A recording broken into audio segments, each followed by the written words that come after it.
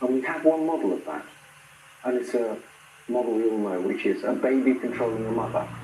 Evolution put lots of work into allowing the baby to control the mother. And the mother is actually often more concerned about the baby than about herself. It doesn't work like that with rabbits, but it does work like that with people. That seems a much more plausible model of how to coexist with superintelligence.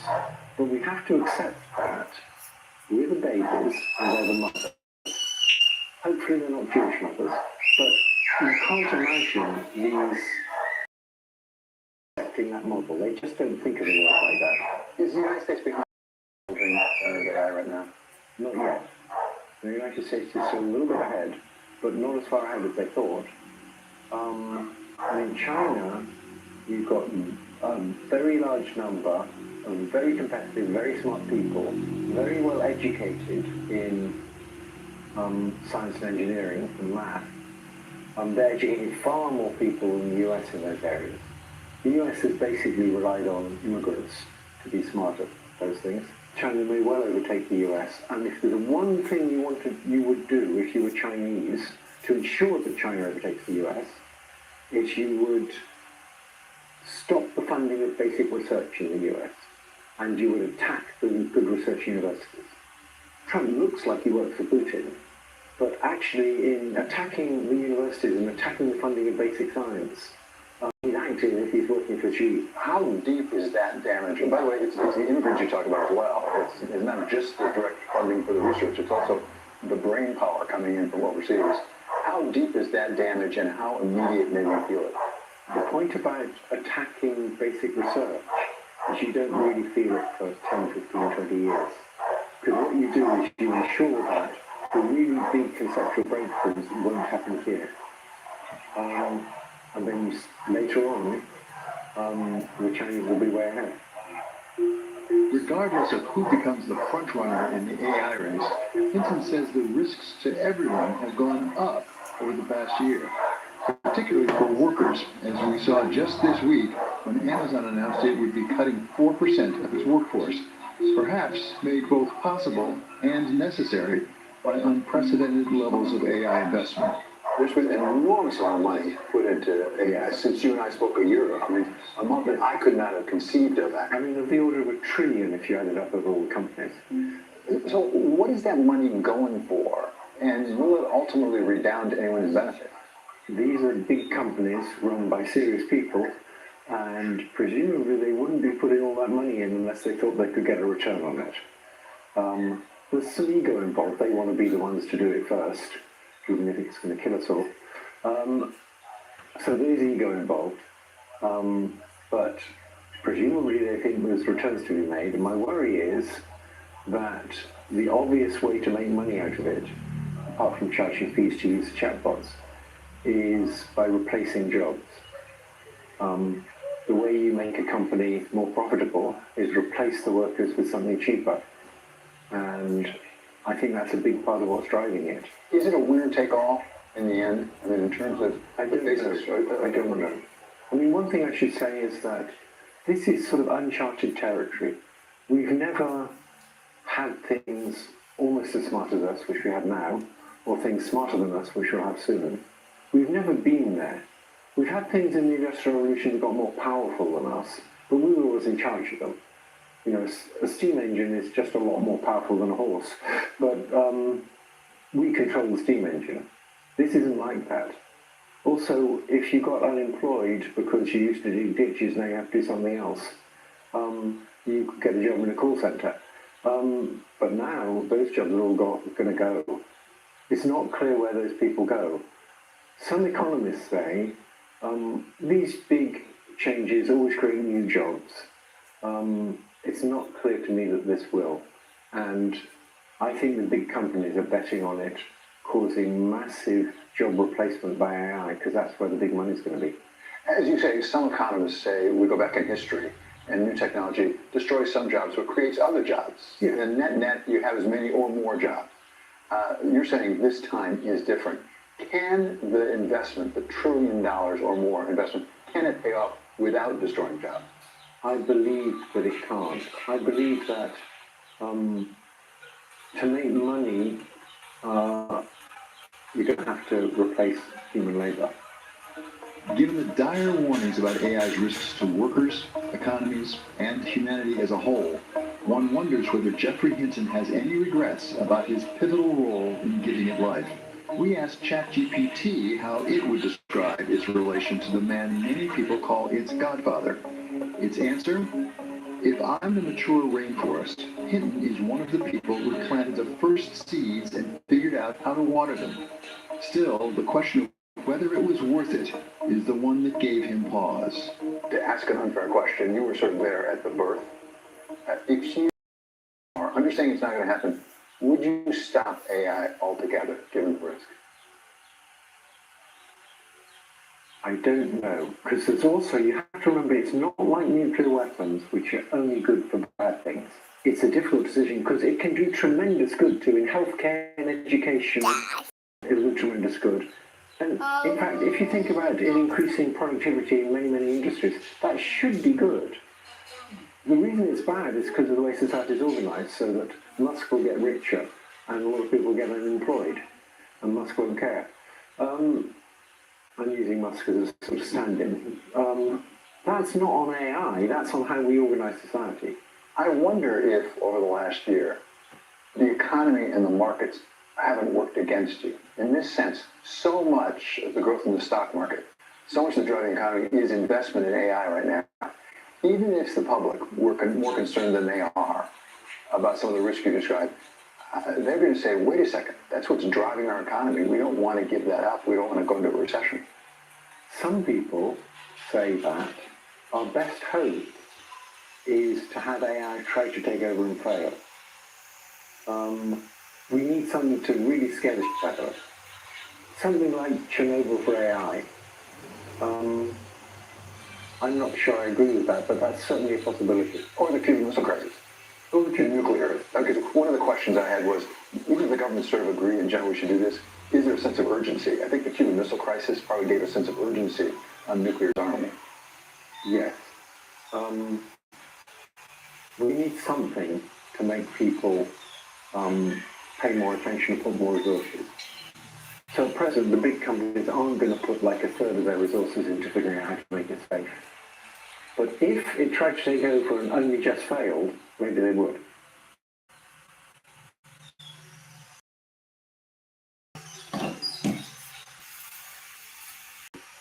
You know, in the midst of these unprecedented and crazy times, government shutdowns, Trump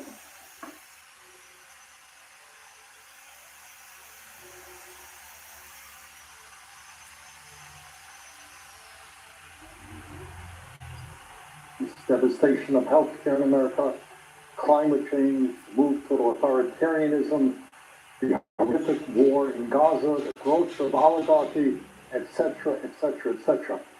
I want to take a few minutes talking about another issue of enormous consequence that just doesn't get the kind of attention I think it deserves. Everybody agrees that artificial intelligence, AI, and robotics are going to have a transformative impact on our country and the world. There is very little disagreement about that. There are, however, very strong disagreements as to what those impacts will be, who will benefit from these changes and who will be hurt. So here is my take. Some of the very wealthiest people in the world, including Elon Musk, Larry Ellison, Mark Zuckerberg, Jeff Bezos, and others, are now investing hundreds and hundreds of billions of dollars into these revolutionary, transformative technologies. Now, why is that? Why are they doing that? Is it because they want to improve the standard of living of the 60% of our people who live paycheck to paycheck? Americans who are struggling to pay for groceries, healthcare, housing, education? Maybe. Maybe they are staying up nights worrying about the working families of America. But I doubt it. I think it's because investing in AI and robotics will increase their already incredible wealth and power exponentially. Among other impacts, the artificial intelligence and robotics being developed by these multi-billionaires will allow corporate America to wipe out tens of millions of decent paying jobs, cut labor costs, and boost profits. The result? The wealthiest people in the world will get even richer while working families lose their jobs and their income. And unless we act, here is, in my view, I don't claim to have all the answers, but in my view, this is what is likely to happen in the next 10 years. Now, as a member of Congress who vigorously opposed the disastrous trade agreements that decimated communities throughout this country, I, like most Americans, want to see manufacturing rebuilt in the United States of America. But let us be clear, new factories won't mean much for working people if the jobs are done by robots instead of human beings. Elon Musk has said he wants Tesla to build millions of robots. And what will these robots do? Well, obviously, they will replace the men and women working in our factories, warehouses, and in restaurants and in other areas. That means millions of good jobs could disappear. It's not very complicated. And of course, it's not just Musk. Amazon, owned by Jeff Bezos, has already laid off 27,000 workers since 2022. The company now has more than 1 million robots working in its warehouses, and soon these robots will outnumber human workers in Amazon facilities. In 2016, Foxconn, the massive manufacturing contractor for companies like Apple and Google, replaced 60,000 workers in a single huge factory in China with robots. Now, the company is planning fully automated factories. And just a few months ago, Foxconn CEO Young Liu predicted that artificial intelligence will make it unnecessary for large corporations to outsource jobs to low-wage countries. You know why? Because robots will be doing most of the manufacturing work. It is not just manufacturing jobs at risk. Most of us want to see the United States develop a strong, clean, and efficient transportation system, including the production of millions of new cars, buses, and trucks. But if Musk and others get their way, those vehicles won't be operated by truck drivers, bus drivers, or taxi drivers. They will be driverless vehicles. Millions of jobs in transportation will be eliminated. This is not science fiction. It's already happening. FedEx is using driverless trucks to haul heavy loads along the I-45 corridor between Dallas and Houston to a company called Aurora. Walmart is using autonomous trucks for short-haul deliveries in Arkansas to a company called Gated. Kodiak Robotics has partnered with IKEA to conduct driverless deliveries in Texas. Waymo is operating self-driving cabs in Los Angeles, Phoenix, San Francisco, Atlanta, and Austin. We all want to see more startup companies and small businesses, but for workers, that will mean very little if half of all white-collar entry-level jobs are eliminated over the next 5 years. And that is exactly what has been predicted by Dario Amodei, the founder of Anthropic, one of the leading AI companies in the world. As the ranking member of the Health, Education, Labor, and Pensions Committee, I just released a report finding that AI, automation, and robotics could replace nearly 100 million jobs in America over the next decade, including 40% of registered nurses, 47% of truck drivers, 64% of accountants, 65% of teaching assistants, and 89% of many other occupations. And as bad as that may be, I'm afraid it could be an underestimate. In June, the CEO of Ford, Jim Farley, predicted that AI could eliminate, quote, literally half of all white-collar jobs in the U.S., end quote, within the next decade. That's Jim Farley, Ford. Elon Musk said this year that as a result of AI and robotics, quote, probably none of us will have a job. If you want a job, that's kind of like a hobby, you can do a job. But otherwise, AI and robotics will provide any goods and services you want, end of quote. Earlier this year, Bill Gates predicted that humans, quote, won't be needed for most things, end quote, such as manufacturing products, delivering packages, or growing food over the next decade due to AI. So, my friends, here is a rather big question. If Musk and Gates and others are only half right in their predictions, what happens to the tens of millions of Americans who no longer have employment because they can't find jobs that don't exist? In this brave new world, how do these Americans pay for healthcare, food, housing, and the other necessities of life? But it's not just economics. Work, whether being a janitor or a brain surgeon, is an integral part of being a human being. The vast majority of people want to be productive members of society and contribute to their communities. What happens when that vital aspect of human existence is removed from our lives? Further, now we get into some pretty deep stuff. The rapid developments in AI will likely have a profoundly dehumanizing impact on all of us. In many ways, it will actually redefine what it means to be human, fundamentally alter our relationships to each other, and the very nature of what we call society. Can AI and robotics be of help to us in many ways? Absolutely. I believe they can. I am not a lawyer. The goal, however, is to make sure that the new technologies being developed serve human needs and not just further enrich a small number of multi-billionaires. We do not simply need a more efficient society. We need a world where people live healthier, happier, and more fulfilling lives. So, where do we go from here? And again, I don't have all of the answers, but here are just a few ideas as to how, in my view, the advances in technology can benefit ordinary Americans, not just multi-billionaires. First, we must move to a 32-hour work week with no loss in pay. Think about it. Today, work week was just established. Artificial intelligence and robotics will greatly increase that productivity.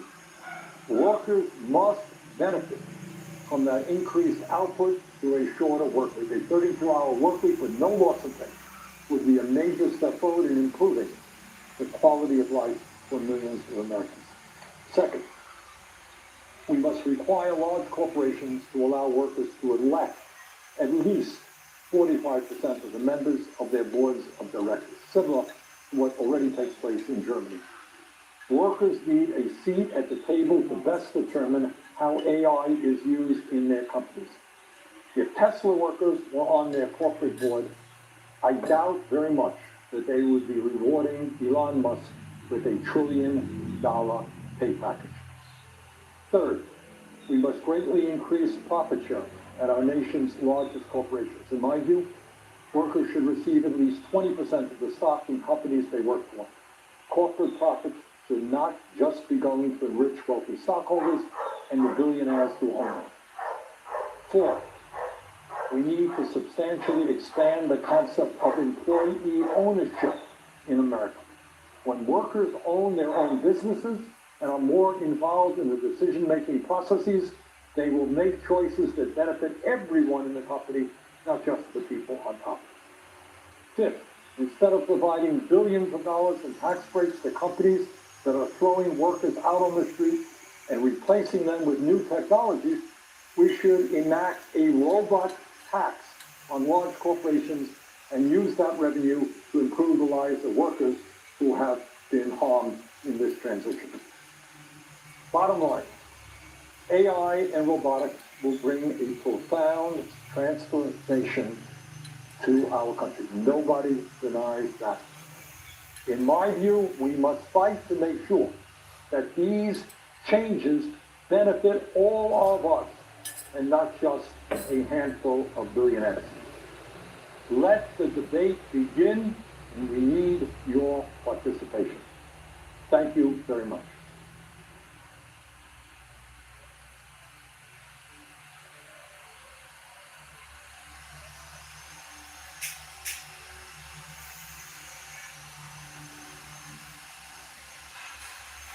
Not all instant withdrawals are the same.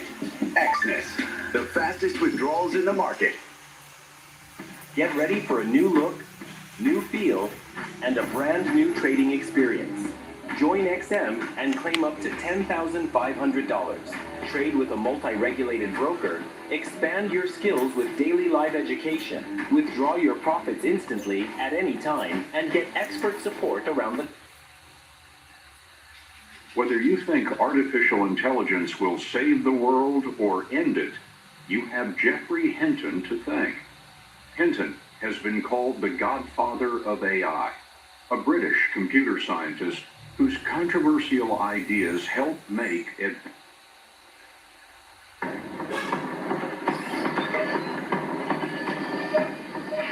Here we have the most modern postal service in the world.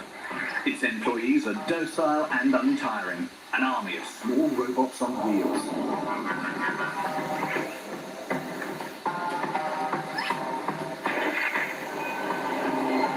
This is the future of mail sorting. We are at STO Express, the third largest postal service in China.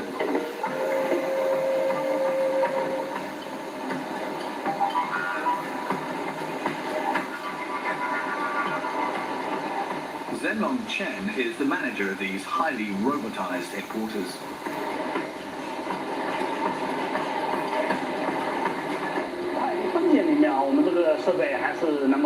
程序的那个数量啊，就相当于北京机场一天的这个起降的航班的这个信息。这个简单一点啊，就我们这个平台上相当于一个国家，其实这一个地方就相当于一个城市。比如说这个件收到这里是北京的，我们的口子北京口子在这边。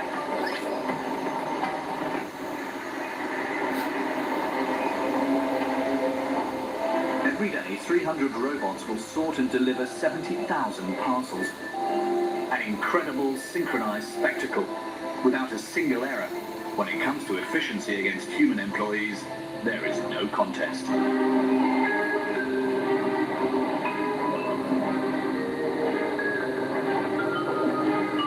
他就做过这么一个实验，他记者他自己亲自去送，结果送一票件，我们机器的32秒。他是花了将近15分钟送到。简简单单的说，一个快递跟一个快递用设备去分解没有可比性。A few meters away, there is one part of the factory that's not yet been robotized. Here, human employees undertake the most basic tasks.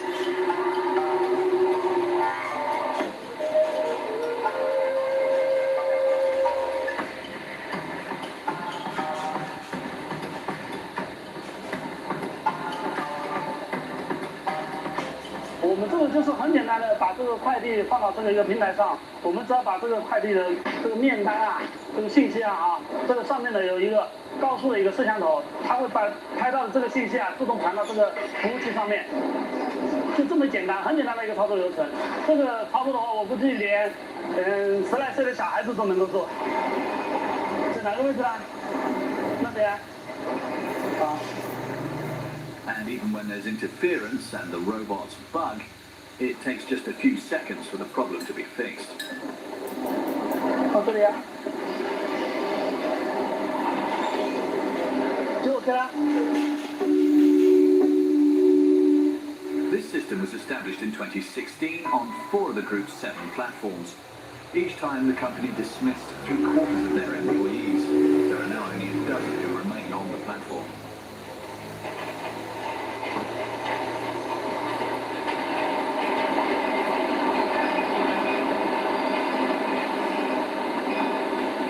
以前干的活都很累，对，蛮开心的。我觉得人工就是机器人来的话，话，人工就轻松了，机器取代不了人。On the other hand, Zenon Chen is a little less optimistic. 我们跟我们的设计团队，跟我们的技术人员啊，我们有一个初步的规划表，在未来3年内。In fact, the robots seem to have already won. In recent months, their progress has been staggering. They can now run and jump like high-level athletes. Their intelligence is even superior to humans. On the 23rd of May 2017, the AlphaGo program managed to beat the world champion at Go, the most complicated game in the world. Some robots have evolved to such an extent that they have even gained citizen status, like here in Saudi Arabia.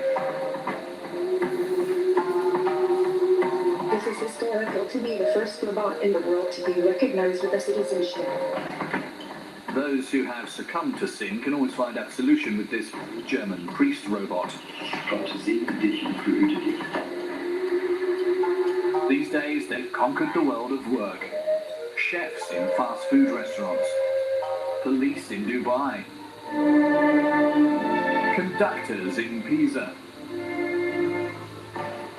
And of course, factory workers. You purchase it, you maintain it well, it doesn't get tired, it doesn't have a bad day, it just runs. Artificial intelligence is no longer science fiction. Ever more advanced, these systems are now able to learn independently. Starting to build a machine that blurs the line between human and machine. A new industrial revolution is underway, and it seems as if nothing can stop it. Will robots simply relieve us of thankless tasks, or will they someday replace us? Are our societies prepared for such upheaval?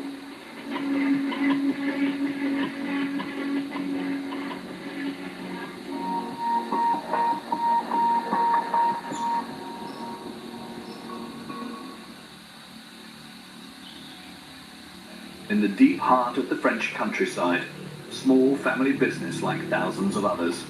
Old-fashioned machinery, metal and noise. But there is something rather unusual about today's job applicant. A robotic arm.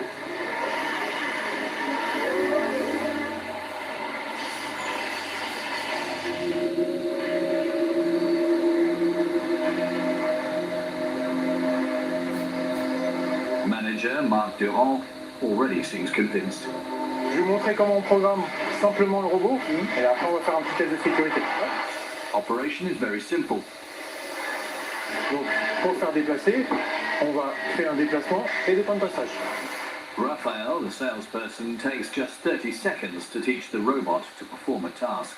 Donc là, on vient choisir un point nous-mêmes, manuellement, et il faut bien le positionner au bon endroit. Voilà, c'est exactement ça. The machine only needs to be shown its task once in order to learn and continuously repeat it. Vous êtes maintenant roboticien. Presque junior, roboticien junior. Nous, on a l'habitude dans le milieu industriel, dès qu'on dit robot, tout de suite c'est roboticien, tout le monde s'en fait une montagne de programmation, de difficultés. Là, on détermine une trajectoire manuellement. Le robot la reduplique. Clairement, oui, c'est bluffant. This obedient employee has another advantage.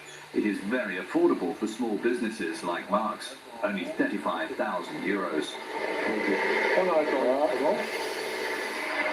At this sort of price, the manager already has an idea of which position this robot could fill.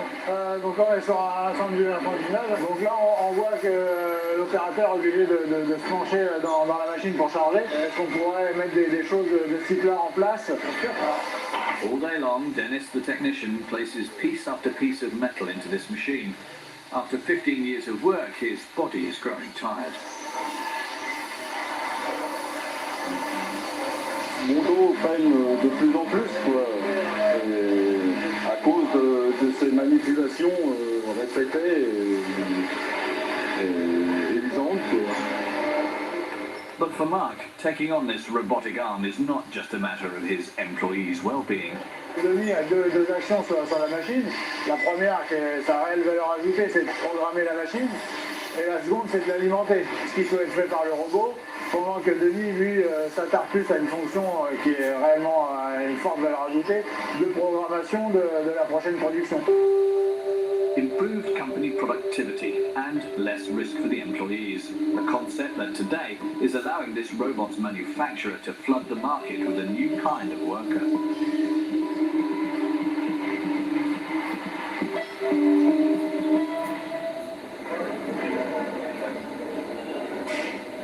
Universal Robots.